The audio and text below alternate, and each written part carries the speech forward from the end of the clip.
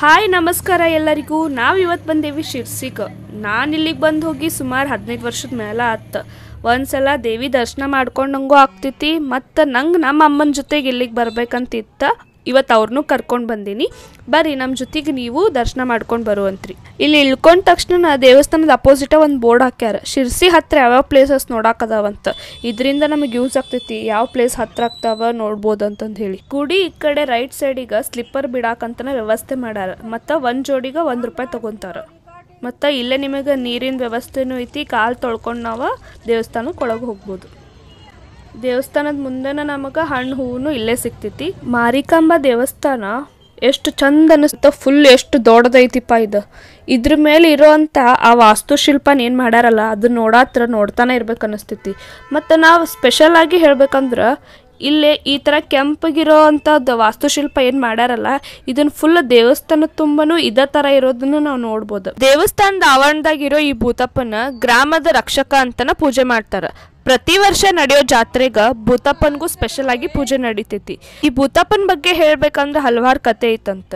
ಭೂತಪ್ಪನ ಶಿವನ್ ಅನುಯಾಯಿ ಅಂತನ ಕರೀತಾರ, ಮತ್ತು ಅವನಿಲ್ಲೇ ಗ್ರಾಮನ ರಕ್ಷಣೆ ಮಾಡಕಂತನ ನೆಲೆಸ್ಯಾನಂತನೂ ಹೇಳ್ತಾರ. ಭೂತಪ್ಪನಿಗೆ ಭಕ್ತರ ತಮ್ಮ ಹರಕೆನೂ ಕಟ್ಕೊಂತಾರ, ಪೂಜೆನೂ ಮಾಡ್ತಾರ. ಮಾರಿಕಾಂಬಾ ಜಾತ್ರೆ 2 ವರ್ಷಕ್ಕೊಮ್ಮೆ ಆಗ್ತೈತಿ, ಮತ್ತಿದ ಹೆಚ್ಚಾಗಿ ಮಾರ್ಚ್ ತಿಂಗಳದೊಳಗ ಬರ್ತೈತಿ. ಜಾತ್ರೆ 9 ದಿನ ಇರ್ತೈತಂತ. ಇನ್ನೊಂದು ವಿಶೇಷ ಏನಂದ್ರ ದೇವಿ ಮೂರ್ತಿನ ಕಟ್ಟಿಗೆಯಿಂದ ಕೆತ್ತಿದ್ದೈತಿ. ಈ ದೇವಸ್ಥಾನ ಸಾಂಪ್ರದಾಯಿಕವಾಗಿ ಕರ್ನಾಟಕ ಶೈಲಿಯ ವಾಸ್ತುಶಿಲ್ಪನ ಹೊಂದೈತಿ. ಇದ ನಮ್ ಕರ್ನಾಟಕದಾಗಿರೋ ದೇವಸ್ಥಾನದಾಗ ಈ ದೇವಸ್ಥಾನನು ಪ್ರಮುಖ ಶಕ್ತಿ ಪೀಠದೊಳಗ ಒಂದಾಗೈತಿ. ನಾ ಬಂದಿದ್ದು ಸಂಡೇ, ಹಂಗಾಗಿ ಇವತ್ತು ಕಮಿಟಿದವ್ರು ನನ್ಗೆ ಯಾರು ಸಿಗ್ಲಿಲ್ಲ, ಮತ್ತು ಒಳಗ ವಿಡಿಯೋ ಆಗ್ಲಿ ಫೋಟೋಗಾಗ್ಲಿ ಅಲೋವ್ ಇಲ್ಲ ಅಂತ ಹೇಳಿದ್ರ. ಅದಕ್ಕೆ ನಾ ದೂರದಿಂತನ ದೇವಿದ ವಿಡಿಯೋ ಮಾಡ್ಕೊಂಡಿನಿ. ಈ ದೇವಸ್ಥಾನನ ದುರ್ಗಾದೇವಿದ ಮೂಲ ರೂಪವಾಗೈತಿ. ಇದನ್ನ ದೊಡ್ಡಮ್ಮನ ದೇವಸ್ಥಾನ ಅಂತಾನೂ ಕರೀತಾರ. ದೊಡ್ಡಮ್ಮ ಅಂತ ಯಾಕೆ ಕರೀತಾರಂದ್ರ ಮಾರಿಕಾಂಬಾ ದೇವಿ ದುರ್ಗಾದೇವಿ ಅವತಾರ. ಇನ್ನು ಬೇರೆ ಬೇರೆ ಊಟದಾಗಿರೋ ಮಾರಿಯಮ್ಮಗಳಲ್ಲಿ ಈ ಮಾರಿಯಮ್ಮನ ಹಿರಿಯ ಅಕ್ಕ ಅಂತ, ಅಂದ್ರ ಹಿರಿಯ ಸಹೋದರಿ. ಅದಕ್ಕಾಗಿ ಈ ದೇವರನ್ನ ದೊಡ್ಡಮ್ಮನ ದೇವಸ್ಥಾನ ಅಂತಾನೂ ಕರೀತಾರ. ಈ ದೇವಸ್ಥಾನನ 1688 ನಿರ್ಮಾಣ ಮಾಡಿದ್ರಂತ. ಈ ಜಾತ್ರೆನೂ ಬಹಳ ದೊಡ್ಡ ಜಾತ್ರೆ ಆಗ್ತೈತಿ. ಜಾತ್ರೆಗಂತ ಲಕ್ಷಾಂತರ ಜನ ಬಂದಿರ್ತಾರ. ಮತ್ತು ಇನ್ನೊಂದ ಜಾತ್ರೆ ಟೈಮ್ ಒಳಗ ದೇವಿನ ಪಲ್ಲಕ್ಕಿ ಒಳಗೆ ತಗೊಂಡ ಫುಲ್ ಶಿರ್ಸಿ ತುಂಬಾ ಮೆರವಣಿಗೆ ಮಾಡ್ತಾರ. ಕ್ರಿಸ್ತ ಶಕ 1689 ಮಾರಿಕಾಂಬದ ಪ್ರತಿಷ್ಠಾಪನೆ ಮಾಡ್ತಾರೆ.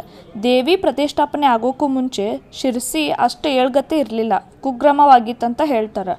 ಆಗ್ಲೇ ಹೇಳ್ದೆಲ್ಲ ದೇವಿ ಮೂರ್ತಿನ ಕಟ್ಟಿಗೆಯಿಂದ ಕಟ್ಟಾರಂತ. ಅದು ಮೂರ್ತಿ ಕೆರೆಯೊಳಗೆ ಸಿಕ್ತಂತ.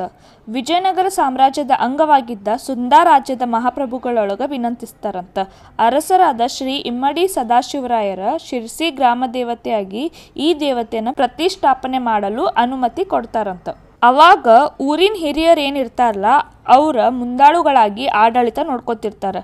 ದೇವಸ್ಥಾನದ ಭವ್ಯವಾದ ಚಂದ್ರಶಾಲೆ, ಗರ್ಭಗುಡಿ ಮತ್ತು ಗೋಪುರ, ಮಹಾದ್ವಾರಗಳೆಲ್ಲ ಕ್ರಿಸ್ತ ಶಕ 1850ರಿಂದ 1875 ತನಕನೂ ನಿರ್ಮಾಣ ಆಗ್ತಾವ. ಕ್ರಿಸ್ತ ಶಕ 1955 ದೇವಸ್ಥಾನದ ಆಡಳಿತನ 5 ಜನ ಸದಸ್ಯರಿರೋ ಧರ್ಮದರ್ಶಿಗಳ ಮಂಡಳದ ಅಧಿಕಾರನ ರಚನೆ ಮಾಡ್ತಾರ. ಇದ್ರೊಳಗ ಉತ್ತರ ಕನ್ನಡ ಜಿಲ್ಲೆಯ ನ್ಯಾಯಾಧೀಶರು ಪ್ರತಿ 5 ವರ್ಷಕ್ಕೊಮ್ಮೆ ಧರ್ಮದರ್ಶಿಗಳನ್ನು ನೇಮಕ ಮಾಡ್ತಾರೆ. ಇದ್ರೊಳಗ ಬಂಗಾಳದ ಕಾಲಿಕಾ, ಮಹಾರಾಷ್ಟ್ರ, ರಾಜಸ್ಥಾನದ ಅಂಬಾಭವಾನಿ ಮತ್ತು ಶಿರ್ಸಿ ಮಾರಿಕಾಂಬೆ. ಇನ್ನು ಶಿರ್ಸಿ ಮಾರಿಕಾಂಬೆಯ ಗಂಡನ ಬಗ್ಗೆ ಹೇಳ್ಬೇಕಂತಂದ್ರೆ ಇದ್ರ ಬಗ್ಗೆ ಸ್ವಲ್ಪ ಜಾನಪದ ಕಥೆಗಳದಾವ ಮತ್ತು ನಂಬಿಕೆಗಳದಾವ. ಮಾರಿಕಾಂಬಾ ದೇವಿಯು ತಳವರ್ಗದ ವ್ಯಕ್ತಿಯನ್ನ ಮದುವೆ ಆಗ್ತಾಳಂತ. ಆದ್ರ ಆಮೇಲೆ ದೇವಿಗೆ ಗೊತ್ತಾಗ್ತಿತ್ತಂತ ಅವನ ಮಾಂಸಾಹಾರಿನ ಸೇವನೆ ಮಾಡ್ತಾನಂತಂದು. ಅವಾಗ ಆ ಕ್ಷಣನ ದೇವಿ ಕೋಪಗೊಂಡ ತನ್ನ ಗಂಡನ ರುಂಡನ ಕಡಿತಾಳ. ಅವಾಗ ಸ್ವವಿಧವೆ ಆಗ್ತಾಳ. ಈ ಕಥೆ ಪ್ರಕಾರ ದೇವಿ ತನ್ನ ಪತಿನ ಮೋಸದಿಂದ ಕೊಂದಳಂತಂದು ಹೇಳಿ ಜಾತ್ರೆ ಹಿಂದಿನ ದಿನ ಇಲ್ಲೇ ಬಲಿ ಕೊಡ್ತಾರ. ಗಂಡನ ಸಂಕೇತವಾಗಿ ದೇವಸ್ಥಾನದೊಳಗ ಸಾಕಾತಿರೋ ಕೋಣನ ಜಾತ್ರೆ ಕೊನೆ ದಿನ ಬಲಿ ಕೊಡಲಾಗ್ತಿತ್ತಂತ. ಅದು 1933 ಮಹಾತ್ಮ ಗಾಂಧೀಜಿಯವರ ಶಿರ್ಸಿಗೊಮ್ಮೆ ಭೇಟಿ ಕೊಡ್ತಾರ. ಅವಾಗ ಅಲ್ಲೇ ಪ್ರಾಣಿ ಬಲಿನ ನಿಲ್ಲಿಸ್ತಾರಂತ. ಅಂದಿನಿಂದ ಇಲ್ಲೇ ಸಾಂಕೇತವಾಗಿ ಕೋಣದ ರಕ್ತವನ್ನು ಸಿರಿಂಜ್ ಮೂಲಕ ತೆಗೆದುಕೊಳ್ತಾರಂತ. ದೇವಿ ಅಶೌಚಾಳಲಾಗಿರ್ತಾಳಂತ. ದೇವಿ ವಿಗ್ರಹವನ್ನ ಧಾರ್ಮಿಕ ವಿಧಿವಿಧಾನದ ಮೂಲಕ ನೀರಿನೊಳಗೆ ಇಡ್ತಾರ. ಸೂತಕ ಕಳೆದ ಮೇಲೆ ಪುನಃ ದೇಗುಲದೊಳಗ ದೇವಿ ಮೂರ್ತಿಯನ್ನ ಪ್ರತಿಷ್ಠಾಪನೆ ಮಾಡ್ತಾರ. ಯುಗಾದಿ ಸಮಯದೊಳಗ ದೇವಿ ದರ್ಶನ ಮತ್ತೆ ಆರಂಭವಾಗ್ತೈತಿ. ಆಮೇಲೆ ದೇವಿ ಕನ್ಯೆ ಆಗ್ತಾಳ. ಗಂಡನ ಸಂಕೇತವಾಗಿರುವ ಕೋಣನ ಹರಾಜೊಳಗೆ ಮಾರಾಟ ಮಾಡ್ತಾರ. ಆಮೇಲೆ ಮತ್ತೆ ಕೋಣದ ಮರಿನ ತರ್ತಾರ. ಇನ್ನೊಂದು ವಿಶೇಷ ಏನಂತಂದ್ರೆ ಮಾರಿ ಜಾತ್ರೆ ಇರೋ ವರ್ಷ ಇಡೀ ಶಿರ್ಸಿ ನಗರದೊಳಗೆ ಹೋಳಿ ಹುಣ್ಣಿಮೆ ಹಬ್ಬನ ಆಚರಿಸೋದಿಲ್ಲ. ಮತ್ತು ಎಲ್ಲಿನೂ ಕಾಮಣ್ಣನ ಮೂರ್ತಿ ಇಡೋದಿಲ್ಲ, ಬಣ್ಣದಾಟನೂ ಆಡೋದಿಲ್ಲ. ಭಾಳ ರಶ್ ಇದ್ದಾಗ ದೇವ್ರ ದರ್ಶನ ಏನಾರ ಆಗಲಿಲ್ಲ ಅಂತಂದ್ರೆ ದೇವಿ ಮುಂದೆ ಹಿಂಗೊಂದು ಕನ್ನಡಿ ಇಟ್ಟಾರ. ಈ ಕನ್ನಡಿಯಿಂದ ನಮ್ಗೆ ದೇವಿ ದರ್ಶನ ಆಗ್ತೈತಿ. ದೇವಸ್ಥಾನದಾಗ ನಮಗೇನಾರ ದೇವಿ ಫೋಟೋ ಅದೇನಾರ ಬೇಕಾತಂದ್ರೆ ಇಲ್ಲೇ ಫೋಟೋ ಸ್ಟಾಲ್ ಐತಿ. ನಾವು ದೇವಿ ಫೋಟೋನು ಇಲ್ಲಿ ತೊಗೋಬೋದ. ದೊಡ್ಡ ಸೈಜಿಂದ ಹಿಡಿದು ಸಣ್ಣ ಸೈಜ್ ತನಕನೂ ದೇವಿ ಫೋಟೋಸ್ ಅದಾವ ಇವ್ರ ಕಡೆ. ಮಾರಿಕಾಂಬಾ ದೇವಿ ಈ ಫೋಟೋ ಅಂತೂ ಮಸ್ತ್ ಐತಿ ನೋಡಾಕ.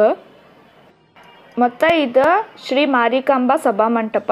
ಈ ಮಂಟಪದಾಗ ಸಾಮೂಹಿಕ ವಿವಾಹ ಆಗಲಿ ಮತ್ತು ಇನ್ನೂ ಬೇರೆ ಬೇರೆ ಥರ ಫಂಕ್ಷನ್ಸ್ ನಡೀತಾವಿಲ್ಲೇ. ದೇವಿದ 9 ಅವತಾರಗಳದ ಫೋಟೋ ಹಾಕ್ಯಾರಿಲ್ಲೇ. ಒಂದನೇದ್ದು ಶೈಲಪುತ್ರಿ, ಬ್ರಹ್ಮಚಾರಿಣಿ, ಚಂದ್ರಘಂಟ, ಕೂಷ್ಮಾಂಡ, ಸ್ಕಂದಮಾತಾ, ಕಾತ್ಯಾಯಿನಿ, ಕಾಲರಾತ್ರಿ, ಮಹಾಗೌರಿ, ಸಿದ್ಧಿದಾತ್ರಿ. ಈಗ ಪ್ರಸಾದ ಮಾಡ್ಕೊಂಡು ಬರೋಣ ಬರ್ರಿ. ಪ್ರಸಾದದ ಟೈಮಿಂಗ ಮಧ್ಯಾಹ್ನ 12ರಿಂದ 2 ಗಂಟೆ ಮಟ್ಟ. ನೈಟೂ ಐತೆ ಅಂತಾರ, ಬಟ್ ನಂಗೆ ಅಷ್ಟು ಕರೆಕ್ಟ್ ಟೈಮ್ ಗೊತ್ತಿಲ್ಲ. ಈಗಿಲ್ಲೇ ದಿನಾಲೂ ಅನ್ನಪ್ರಸಾದ ವ್ಯವಸ್ಥೆ ಮಧ್ಯಾಹ್ನ ಮತ್ತು ರಾತ್ರಿ ಐತಂತ ಹೇಳ್ತಾರೆ. ಆದ್ರೆ ಜಾತ್ರೆ ಟೈಮ್ದಾಗ ಇಲ್ಲೇ ಬರುವಂಥ ಭಕ್ತಾದಿಗಳಿಗೆ ದಿನವಿಡೇನೂ ಅನ್ನಪ್ರಸಾದ ಸಿಗೋ ಹಂಗೆ ವ್ಯವಸ್ಥೆ ಮಾಡಿರ್ತಾರೆ. ಅನ್ನ ಜೀವ ರಕ್ಷಕ ವಸ್ತು. ಪ್ರತಿಯೊಂದು ಅಗುಳಿಗೂ ಜೀವ ನೀಡುವ ಶಕ್ತಿ ಇದೆ. ಬೆವರಿಳಿಸಿ ಬೆಳೆದ ಬೆಳೆಗೆ ಬೆಲೆ ಕಟ್ಟಲು ಅಸಾಧ್ಯ. ಸೇವಿಸುವ ಪ್ರತಿಯೊಂದು ಪದಾರ್ಥಗಳನ್ನು ಗೌರವಿಸಿ, ಅದು ನಮ್ಮನ್ನು ಗೌರವಿಸುತ್ತದೆ. ಪ್ರಸಾದ ಮಾಡಾಕಂತಾನೆ ಇಷ್ಟು ದೊಡ್ಡ ಹಾಲ್ ಮಾಡ್ಸ್ಯಾರ. ಮತ್ತು ಎಲ್ಲ ಜನನೂ ಪ್ರಸಾದ ತೊಗೊಳತ್ತಾರ. ಇಲ್ಲೇ ಊಟ ನೀಡೋದ್ರಿಂದ ಹಿಡ್ಕೊಂಡು ಕುಡಿಯಾಕ ನೀರಾಗಲಿ ಮತ್ತು ಕೂಡಾಕ ಮತ್ತು ಹಿರಿಯರಿಗೆ ಕೆಳಗೆ ಕುಂದ್ರಕ್ಕಾಗಲ್ಲ ವಯಸ್ಸಾದವ್ರಿಗೆ ಅಂತಂದು ಹೇಳಿ ಈ ಥರ ಮೇಲ್ ಕೂಡಾಕಂತ ಚೇರ್ ವ್ಯವಸ್ಥೆನೂ ಮಾಡ್ಯಾರ.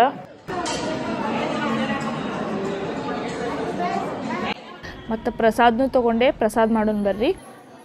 ಮತ್ತು ಮೊದಲಿಗಿಲ್ಲೇ ಅನ್ನ ಸಾರು ಉಪ್ಪಿನಕಾಯಿ ನೀಡ್ತಾರೆ. ಮತ್ತು ಆ ಕಡೆ ಮುಂದೆ ಅನ್ನ ಸಾರು ರಸಮ್ ಅಂದ್ರೆ ತಿಳಿ ಸಾರು ಮತ್ತು ಸ್ವೀಟ್ ಈ ಕಡೆ ಲಾಸ್ಟಿಗೆ ಕೊಡ್ತಾರೆ. ಕೂಡಾಕಂತ ಏನು ವ್ಯವಸ್ಥೆ ಮಾಡಾರಲ್ಲ, ಎಷ್ಟು ಸ್ವಚ್ಛ ಇಟ್ಟಾರಂತ ನೋಡ್ತಿರ್ಬೋದು ನೀವು.